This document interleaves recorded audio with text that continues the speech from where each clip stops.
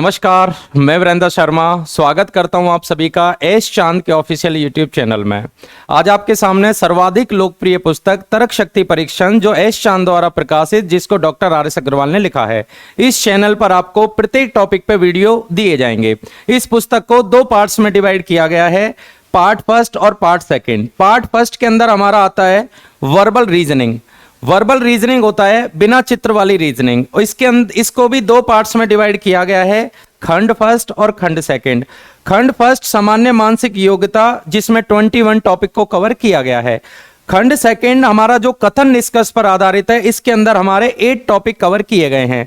Part second के अंदर non verbal reasoning आता है। इसमें हमारी अभाषिक तर्क शक्ति होती है, अर्थात जो बिल्कुल चित्र वाली रीजनिंग हमारी बनती है। तो आइए शुरुआत करते हैं आज की वीडियो। आज आपके सामने खंड फर्स्ट का टॉपिक नंबर हमारा रहेगा 15, और 15 नंबर पे टॉपिक बनेगा आज आपका अंक गणितीय तर्क शक्ति। जैसा कि इसके नाम से क्लियर है, अंक गणितीय अरिथमेटिक आपसे रीजनिंग पूछ ली जाती है। तो इसमें पूरा टॉपिक आपके मैथ से रिलेटेड टॉपिक है। मैथ के अलग अलग टॉपिकों के अलग अलग कंसेप्ट यहाँ से जो इंपॉर्टेंट है रीजनिंग वाले, वो आपसे पूछ लिए जाते हैं। परिवार पर आधारित, सिक्के पर आधारित, सिर पैर पर आधारित, या अलग अलग टाइप के आपसे क्वेश्चन पूछ लिए जाते हैं।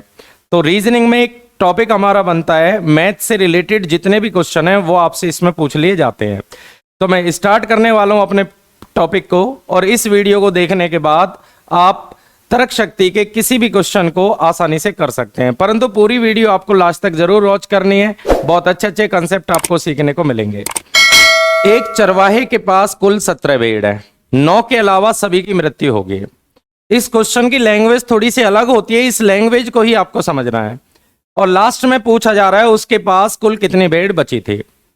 एक व्यक्ति के पास टोटल 17 भेड़ थी। इस क्वेश्चन की लैंग्वेज आपको देखनी है, इस क्वेश्चन की लैंग्वेज हमें देखनी है। व्यक्ति के पास कुल 17 भेड़ है, 9 के अलावा सभी की मृत्यु होगी। अगर इस लाइन को आपको ध्यान से देखना है, 9 के अलावा, एक आदमी के पास 17 भेड़ है, सभी की मृत्यु हो गई 9 के अलावा। तो ये जो लिखा हुआ है 9 के अलावा, तो इसका मतलब ये हुआ, अगर आप इस शब्द को ध्यान से देखेंगे तो इसमें जो जीवित भेड़ है वो 9 ही बची हुई हैं। उसने बोला 17 भेड़ है, सभी मर गई, सभी मर गई 9 के अलावा। जब 9 के अलावा कह रहा है तो इसका अर्थ ये हुआ कि उसके पास जो जीवित भेड़ है वो 9 है। तो इस क्वेश्चन में जीवित भेड़ पूछा जा रहा है। जीवित भेड़ आएगा 9। तो टोटल कितनी भेड़ थी? 17। 17 में अगर 9 जीवित है तो जो मर गई हैं भेड़ वो है उनकी संख्या 8। अब क्वेश्चन में पूछा जा रहा है उसके पास कितनी भेड़ बची हैं, अर्थात हमसे जो पूछा जा रहा है वो जीवित भेड़ पूछा जा रहा है। तो जीवित भेड़ इस क्वेश्चन में आएगा हमारा 9। अगर पूछ लिया जाता कि इस क्वेश्चन में व्यक्ति की जो भेड़ है वो कितनी मर गई, तो कितनी भेड़ मर गई, तो आंसर हमारा बनेगा 8।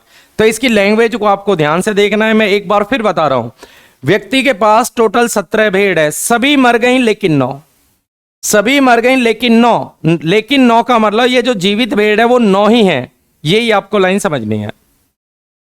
एक व्यक्ति के पास तैरने वाली बत्तखों की संख्या सबसे कम हो सकती है। पूछ लिया जा रहा है कि इस क्वेश्चन में सबसे कम बत्तख आप किस प्रकार बना सकते हैं। यदि एक बत्तख के सामने 2 बत्तख हो और एक बत्तख के पीछे 2 बत्तख हो, हमें मिनिमम भेड़ बनानी है, और इस प्रकार बनाने की एक बत्तख ऐसी होनी चाहिए जिससे आगे 2 बत्तख हो, और एक बत्तख होनी चाहिए जिसके पीछे 2 हो। अगर हम यहां पे मिनिमम 3 मान लेते हैं, हमें सिर्फ एक काम करना है कि एक बत्तख के आगे जितनी भी बत्तख है 2, आप टोटल 3 मान लो। कैसे? देखिए, एक बत्तख इसमें ऐसी है, ये 3 बत्तख है, फर्स्ट, सेकेंड और थर्ड। ये 3 बत्तख व्यक्ति के पास है। तो एक बत्तख ऐसी है इसमें जिसके पीछे 2 हो जाएंगे।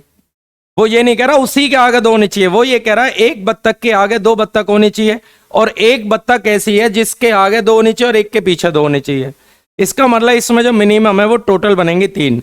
तो इस टाइप के जब भी हम क्वेश्चन करेंगे तो आगे वाले को जोड़ेंगे, पीछे वाले को नहीं जोड़ेंगे, अगर मिनिमम पूछा जाए। आंसर आएगा हमारा 3।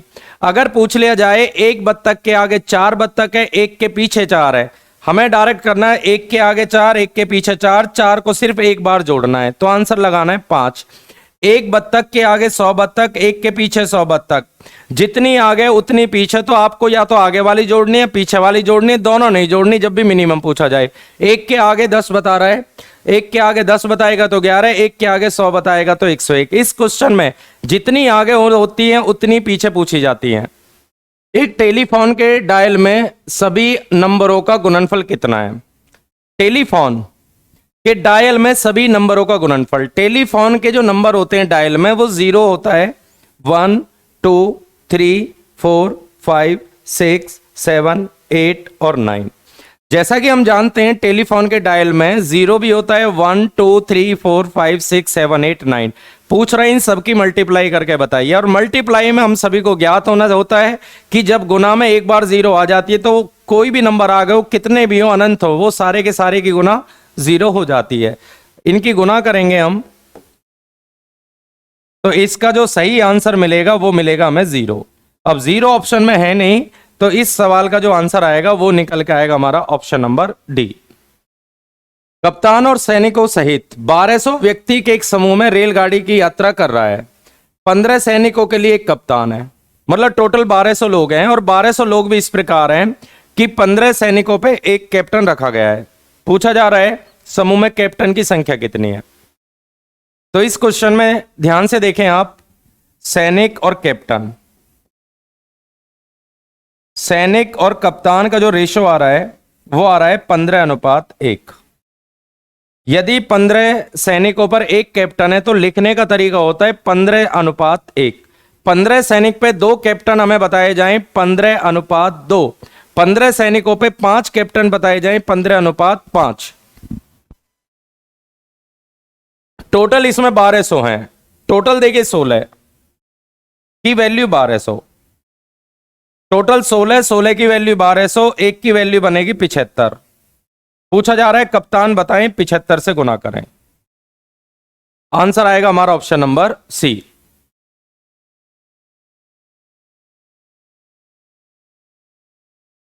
बारह सौ व्यक्तियों का एक समूह है जिसमें 15 व्यक्ति पर एक कैप्टन है। तो 15 व्यक्ति पे एक कैप्टन का अर्थ हुआ 15:1। टोटल 16 लोग हैं जबकि क्वेश्चन में 1200। 16 की वैल्यू 1200, एक की वैल्यू 75। यदि हमसे सैनिक पूछ लिए जाए तो सैनिक हैं 15, 15 की आपको मल्टीप्लाई करनी है। कैप्टन पूछा जाए एक हिस्सा है। एक व्यापार सम्मेलन के अंत में वहां उपस्थित 10 लोग एक दूसरे से हाथ मिलाते हैं। कुल मिलाकर कितने हैंडशेक हुए? 10 व्यक्ति टोटल हैं जो एक दूसरे को हैंडशेक करते हैं। पूछा जा रहा है कि टोटल हैंडशेक कितने हुए।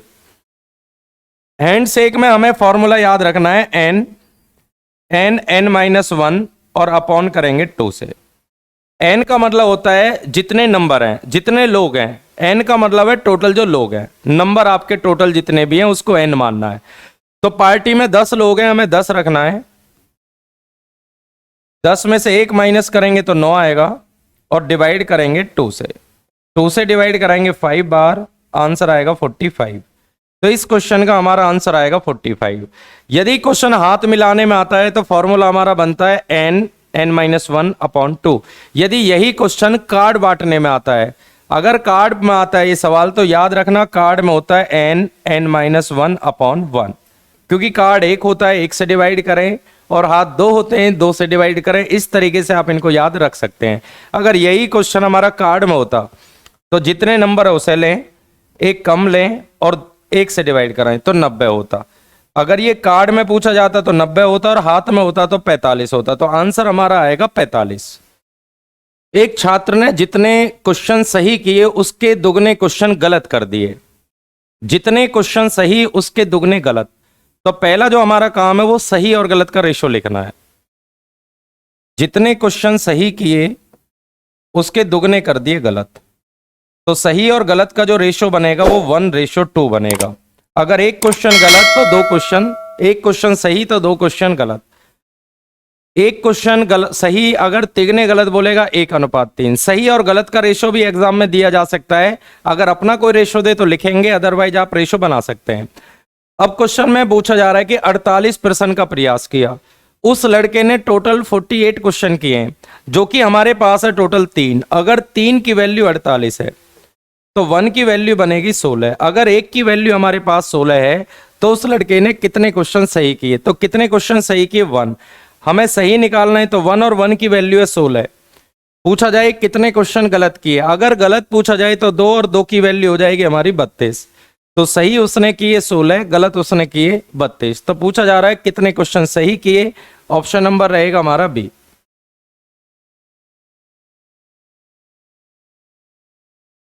वीडियो को आखिरी तक आप जरूर देखें, बहुत अच्छे अच्छे कंसेप्ट आपको इस चैनल पे कराए जा रहे हैं।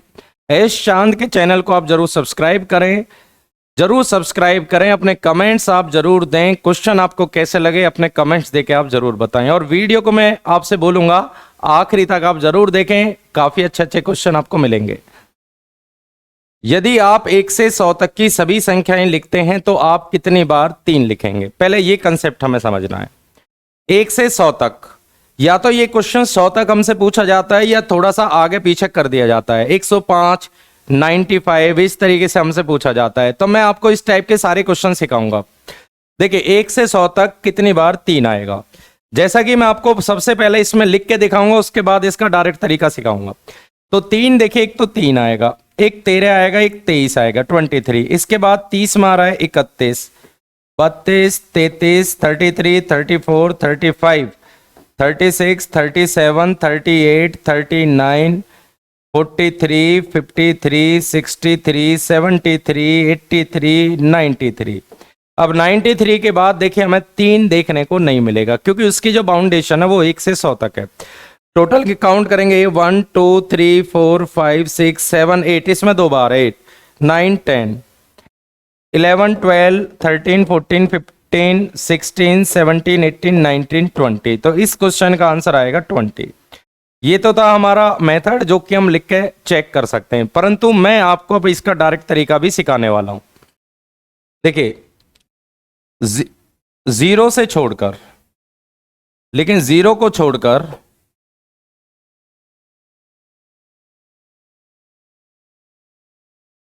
1 से 99 तक प्रत्येक अंक 20 बार आता है।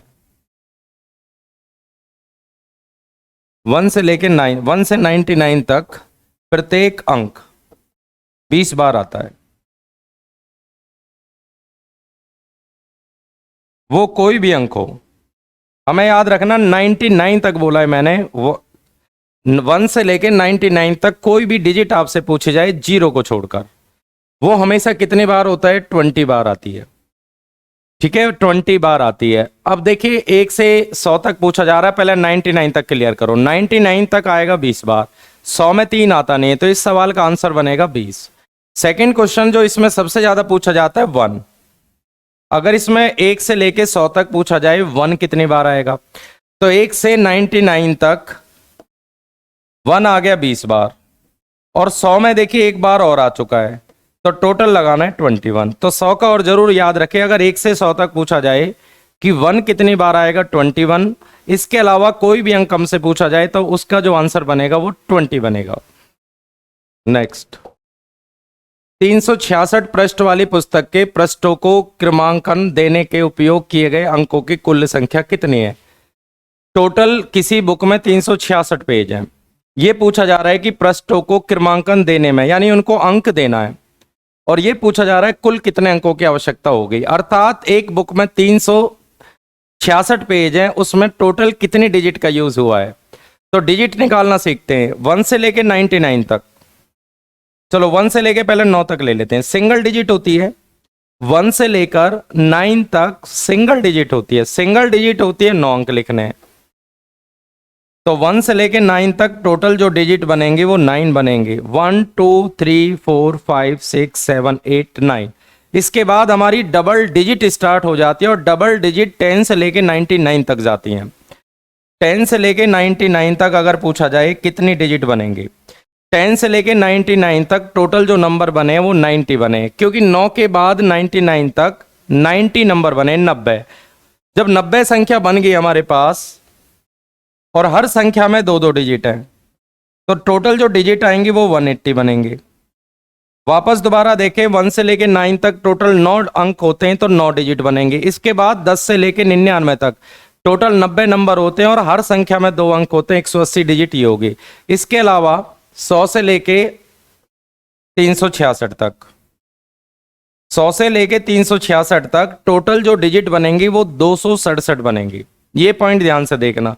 इसमें से अगर ये घटाएंगे 99 के बाद एक नंबर तो 100 हो गया, 100, और इसके बाद हमारे 266 और बचे, तो 267 पेज हो जाएंगे। 267 पेज और हर पेज में 3 अंक है।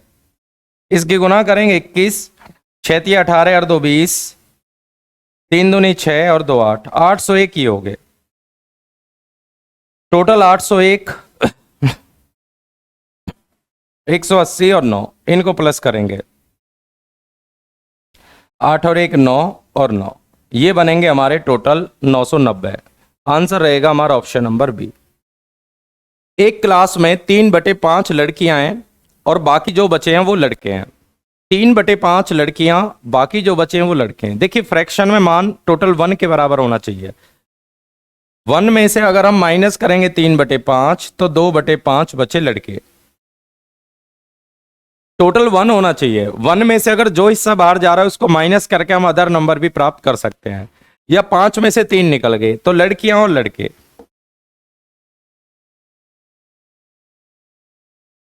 क्वेश्चन में लिखा हुआ है 3/5 लड़की हैं, तो लड़के हो जाएंगे 2/5, लड़कियों का 2/9, जो भी लड़कियां उसका 2/9, और जितने लड़के हमारे पास है उसका 1/4।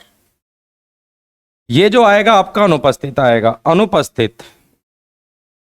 तो पहले अनुपस्थित का नंबर हम प्लस कर लेते हैं। टोटल कितना नंबर हो रहा है, 3 से 3 बार, ये बनेगा 2/15, क्योंकि इसमें पूछा जा रहा है कुल संख्या। कुल संख्या में बॉयज और गर्ल्स दोनों यहां पे आएंगे। 1/10, एलसीएम लेंगे 30 आएगा, 15 से 2 बार और ये 4 बनेगा, 10 से 3 बार, तो 7/30 बच्चे। अगर 7/30 बच्चे यहाँ पे अनुपस्थित है, क्योंकि हमारा जो आंसर आ रहा है वो सबसे पहले एब्सेंट वाला आ रहा है, अनुपस्थित वाला आ रहा है, परंतु हमसे क्वेश्चन पूछ रहा है छात्रों का कितना संख्या उपस्थित है, तो इसको 1 में से माइनस करेंगे, तो ये आएगा 23/30। क्योंकि अगर 30 में से 7 एब्सेंट है तो प्रेजेंट होंगे 23/30। बी के 3 शॉट की तुलना में ए 5 शॉट चलाता है। जितने समय में बी 3 गोली छोड़ता है, शॉट अर्थात गोली मान लेते हैं, ए उतने समय में 5 शॉट चला देता है।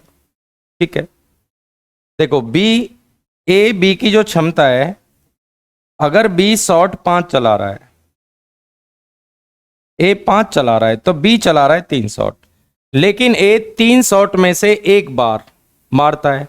अगर 3 में से 1 बार मारता है, 3 शॉट में से 1 बार मारता है, मतलब एक का तिहाई शॉट सही आता है। 3 में से 1 सही है तो इसका मतलब 1/3 उसका सही है। और बी 2 में से 1 बार सही करता है। बी का 3 में से अगर 1 बार मार रहा है तो उसका 2 बार अगर वो निशाना लगाएगा तो 1 सही हो जाएगा। बी 27 बार निशाना बी का गलत हुआ। अगर बी का 27 बार गलत हुआ तो इसका अर्थ यह हुआ बी का 2 में से 1 बार सही है। जब बी का 2 बार में से 1 बार सही है तो 1 बार गलत है। अगर 2 बार लगाएगा तो 1 बार सही और 1 बार गलत। इसका अर्थ यह हुआ उसका निशाना 27 बार चूका। 27 बार चूका तो 27 बार उसका सही हुआ, क्योंकि 2 में से 1 बार चूक रहा है। तो इसका मतलब 2 बार निशाना लगाएगा, 1 बार गलत तो 1 बार सही। तो इसका मतलब जितने गलत उतने उसने सही भी किए। एक का इसका मतलब उसने जो गोली चलाई है टोटल कितनी चलाई है, 54। इसका मतलब बी ने टोटल 54 चलाई है, तो 3 की वैल्यू 54 है। इसका 18 गुना है तो 18 पंजे 90। इसका मतलब ये इसके कुल शॉट आ गए कंपेयर करके। जितने गुना ये होगा उतने ही गुना ये हो गया। तो इसका अर्थ ये हुआ ए ने टोटल 90 बार गोली चलाई है। और जैसा कि हमें ज्ञात है कि ए क्वेश्चन में लिखा हुआ है, क्वेश्चन में पूछा जा रहा है जब तक ए ने मारा होगा तब तक ए ने मारा होगा, इस अर्थात ए ने कितनी बार निशाना सही लगाया। तो ए का जो निशाना है वो 3 में से 1 बार सही है। ए 3 बार में से 1 बार सही लगाता है। अगर उसने 90 बार छोड़ा है तो 90 का तिहाई करेंगे, तो 90 का तिहाई करेंगे तो आंसर आएगा 30। तो इसने मारे टोटल 30 पक्षी। वापस मैं इसको रिपीट करूंगा, चलो एक बार और देखते हैं। बी ने 2 बार निशाना लगाएगा तो एक गलत हो रहा है, एक सही हो रहा है। अगर बी का 27 बार गलत है तो 27 बार सही होगा। इसका अर्थ ये हुआ बी ने टोटल 54 बार गोली चलाई है, और ऊपर ए और बी की कंपेयर यहाँ करा रहा है। ये 3 की वैल्यू 18 तो 5 की वैल्यू 90, अर्थात ये हुआ कि ए ने उतने ही समय में 90 गोली चला चुका है। ए का तिहाई सही है, 3 में से 1 गोली सही है तो तिहाई सही है। सही वो निशान होगा जिसमें पक्षी मरा है, तो 90 का तिहाई करेंगे तो 30 पक्षी बनेगा। एक घड़ी को 7 बजने में 7 सेकंड लगते हैं, तो 10 बजने में कितने सेकंड लगेंगे? देखिए ये जो क्वेश्चन है, हमें देखने में तो ऐसा लग सकता है कि हम इसका आंसर 10 लगा दें और मैक्सिमम 10 लगाएंगे। ऐसा आपको नहीं करना है, मैं आपको समझाता हूं। अगर घड़ी में 1 बजाए, 1 2 3, घड़ी जैसे 3 बार बजी है तो 3 बार बोलेगी, तो टाइम स्टार्ट होता है पहली बार लगने के बाद। एक बार आवाज होगी, इसके बाद टाइम काउंट होता है। तो जितनी भी बार घड़ी बजेगी, जैसे 3 बार बजी तो इसमें अंतराल बनेंगे 2। एक कम अंतराल होते हैं, अगर 3 बार है तो उसमें समय का अंतराल 2 लेना है। अगर 4 बार है, 1 2 3 4, तो टाइम देखिए पहली बार बजने के बाद स्टार्ट होता है, तो इसमें अंतराल हमारे बनेंगे 1 2 3। तो सेम हम यहां पे लगा सकते हैं, जितनी भी बार होगा 7 बार, तो समय 6 अंतराल, 6 अंतराल में लगे 7 सेकेंड। हमें पहले निकालना है 1 बार का 7/6 सेकेंड। भाई 6 बार में लेना है, ये पॉइंट ही है इस सवाल में कि जितनी भी बार होगा उससे एक कम अंतराल होते हैं। 7 है तो 6 लेना है, 6 बार में 7 सेकेंड, 1 बार में 7/6, और जितनी भी बार पूछ रहा है 10 से गुना कर ले। अगर 10 की गुना करनी है तो यह आएगा 70/6। 70/6 ऑप्शन में नहीं है, तो आंसर हमारा बनेगा इनमें से कोई नहीं, क्योंकि पॉइंटों में जाएगा, पॉइंट का आंसर है नहीं। डेविड एक इमारत से 11वीं मंजिल पर लिफ्ट पर से जाता है। 57 मंजिल प्रति मिनट की दर से वो सवारी करता है। उसी समय अल्बर्ट वही इमारत से 51वीं मंजिल से एक लिफ्ट द्वारा नीचे आता है। 63 मंजिल पर मिनट की दर से नीचे सवारी करता है। यदि वे इस गति से सवारी करना जारी रखें तो फिर कौन सी मंजिल पर मिलेंगे? सवाल ये है कि दोनों की मंजिल अलग अलग दी गई हैं। एक आदमी ऊपर जा रहा है लिफ्ट से और एक ऊपर से नीचे आ रहा है। ओनली हमसे ये पूछा जा रहा है वो कौन सी मंजिल पे यहाँ दोनों मिलेंगे। तो हम मान लेते हैं, माना वो x मिनट बाद मिलेंगे, माना वे x मिनट बाद मिलेंगे, माना वे व्यक्ति x मिनट बाद मिलेंगे, क्योंकि दोनों व्यक्ति आ रहे हैं। जितने समय में वो ऊपर जा रहा है उतने समय में वो नीचे आएगा। भाई दोनों चल रहे हैं सेम टाइम में, वो नीचे से ऊपर आ रहा है, वो ऊपर से नीचे जा रहा है, दोनों का समय x मान लेते हैं। तो 11वें मंजिल पे तो है प्लस, अब ये नहीं पता वो कितने मिनट, 57 मंजिल पर मिनट, 1 मिनट में 57 मंजिल जाता, और मिनट मुझे पता नहीं। अगर 2 मिनट चलाए तो 114, तो 57x। यहां पे टोटल मंजिल काउंट कर लें। अगर व्यक्ति नीचे से ऊपर जा रहा है तो प्लस करना, और ऊपर से नीचे आ रहा है तो माइनस करना है। दूसरा व्यक्ति 51वीं मंजिल पर है और वो 63 मंजिल पर मिनट की दर से नीचे आ रहा है, 63x करना है। जितने भी मिनट होगा उससे आपको गुना करना है, जितने मिनट बोला जाए। x एक तरफ करेंगे, इधर आके ये प्लस हो जाएगा, ये हो जाएगा 120x, ये इधर आके माइनस हो जाएगा 40, तो x बराबर आएगा 1/3 मिनट। तो x बराबर 1/3 मिनट, आप या तो इधर वैल्यू पुट करेंगे या उधर, x बराबर 1/3 रखेंगे। 11 + 57 गुना x का मान 1/3, ये 19 आ रहा है, 19 और 11 बनेगा 30। तो इस सवाल का आंसर आएगा ऑप्शन नंबर सी। तो ये व्यक्ति 30वीं मंजिल में आपस में दोनों की मुलाकात होगी। देखिए इसमें समय आपको पहले x मिनट मानना है।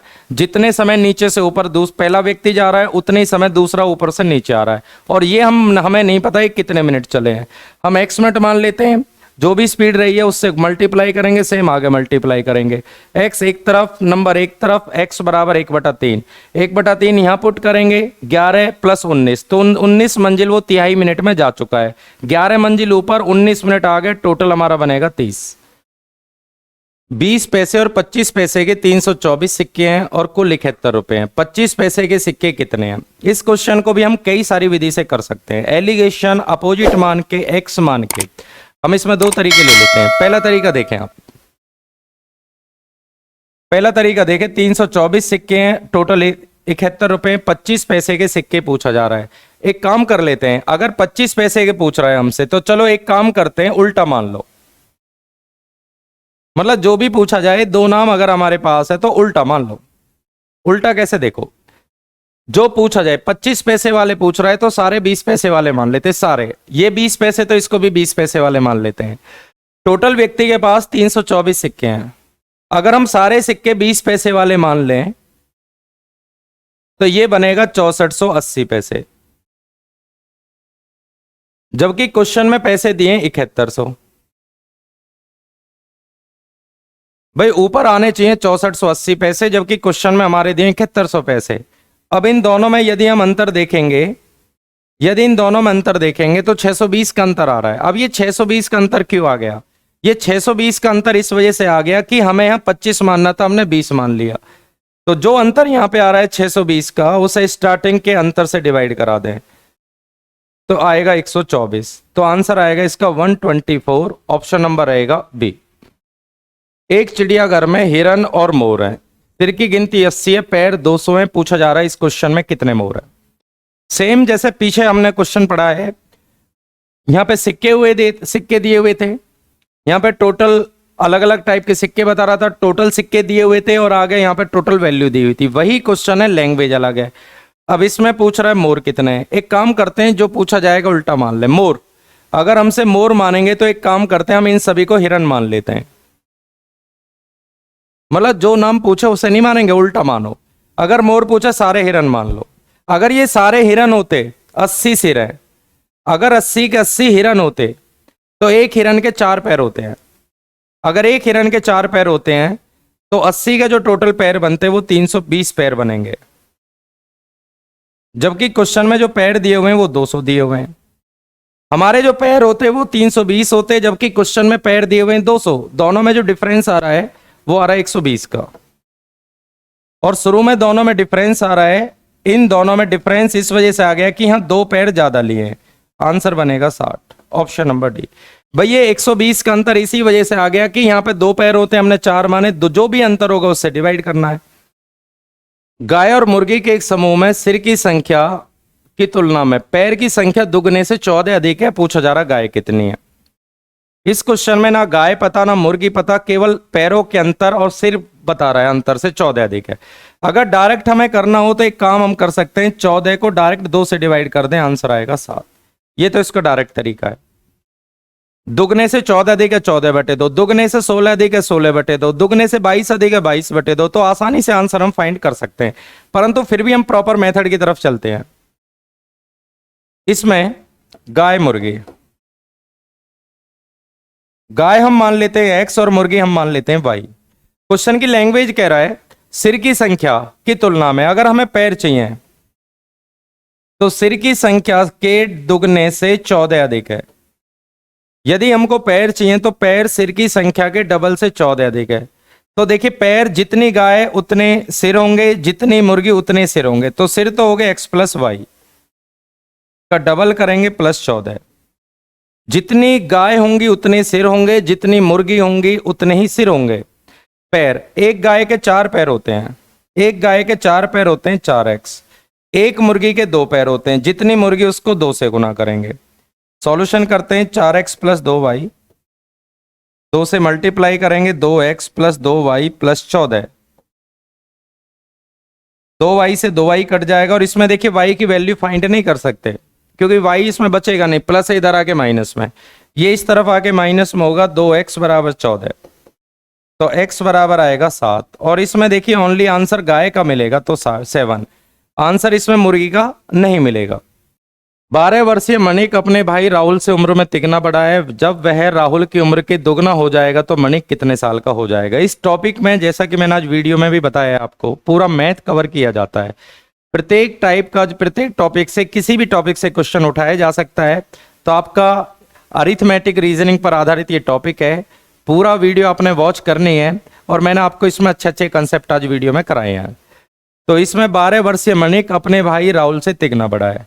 मणिक अपने भाई राहुल से तिगना बड़ा है, तिगना बड़ा है, और बोला जा रहा है मणिक है तो 12 साल का। अगर मणिक 12 साल का है तो ये हो जाएगा यहाँ पे 4 साल का। भाई तिगना बड़ा है तो 4 साल। हम दोनों के आयु निकाल चुके हैं। एक बार वापस फिर देख लो, अगर ये 12 है तो राहुल हो जाएगा 4 साल का, क्योंकि मणिक अपने भाई राहुल से 3 गुना बड़ा है।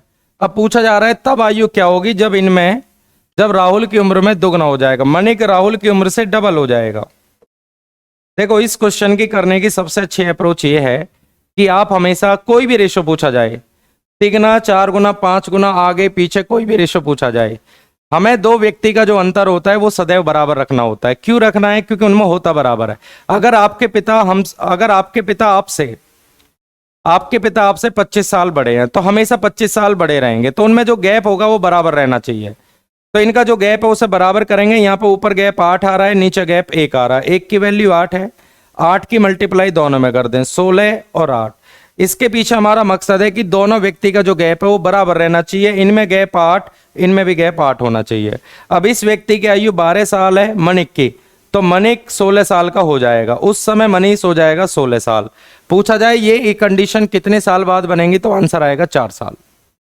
तो आज मैंने आपको अलग अलग टाइप के क्वेश्चन कराए हैं अरिथमेटिक रीजनिंग के। इस वीडियो को अच्छी तरीके से वॉच करें और उसके बाद हमारी तर्क शक्ति परीक्षण के क्वेश्चन को आप कर सकते हैं। हमारा एस चांद का यूट्यूब चैनल को आप जरूर सब्सक्राइब करें। आप सभी का स्वागत है, पूरी वीडियो जरूर वॉच करें। मिलते हैं अगली वीडियो में। Thank you.